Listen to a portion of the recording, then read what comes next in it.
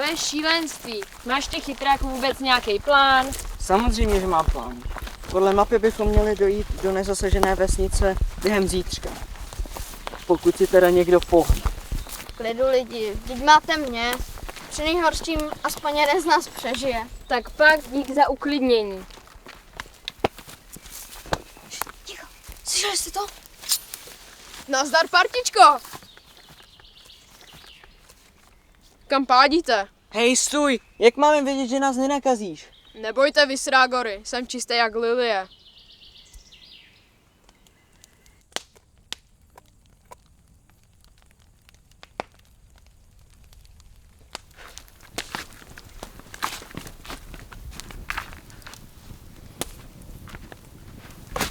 Jau! Jestli se ještě jednou sednu na nějaký klacek, asi budu potřebovat nový zadek. Tak jo. Nechceme se už konečně vrátit do nějaké civilizace? Bez tak už je po všem. Po všem uvědomuješ si, jak málo stačí. Koukni se někomu nakaženému na chvíli do očí a skončil si. Další ráno tě zpěv ptáků neprobudí. Měli bychom se vydat najít nějaké další přeživší. Takhle to dlouho nevydržíme. Zítra ráno opouštím tábor. Kdo jde se mnou? Co si zač, co tu chceš? Proholka, jen chci pomoct. Mončo, nech ho mluvit. A jak víme, že není nakažený? Přísahám, jsem čistý. Už 4 dny jsem nikoho nepotkal.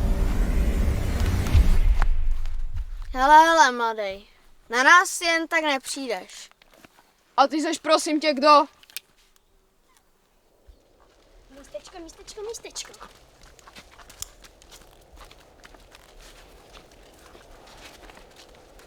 Zůstaňte tady. Já to půjdu prozkoumat. Nechtěl bys jít radši s Márou? Nějaký pořádný chlap by se ti hodil. No, ale já mám nazvázaný tkaničky.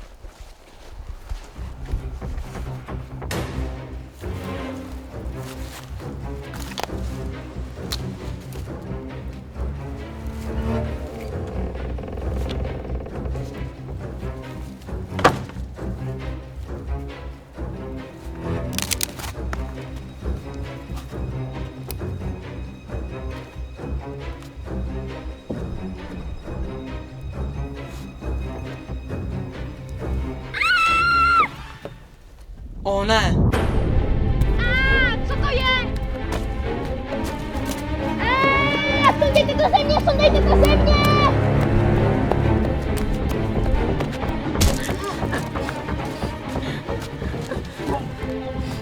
To je škrtidlo. Mončo, tvůj šátek! No jo, tvůj šátek!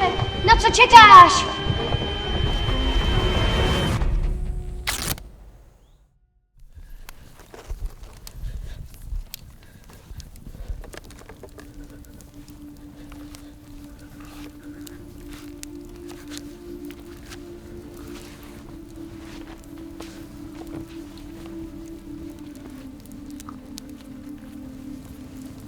Promiň, Luci, já nevím, co to do mě vyjelo. To je v pohodě. Ty to nakonec nějak vyřešilo.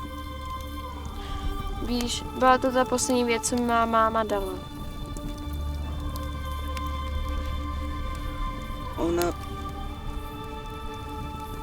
V den, kdy ta pandemie vypukla, odjela na pracovní cestu do Paříže.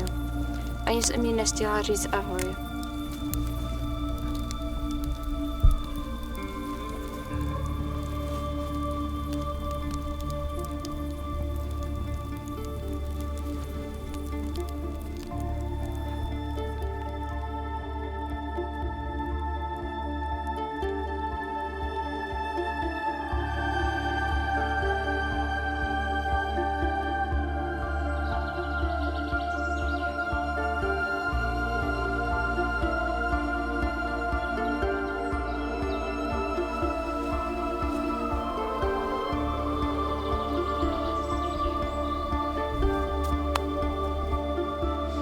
Rád jsem vás viděl, parto.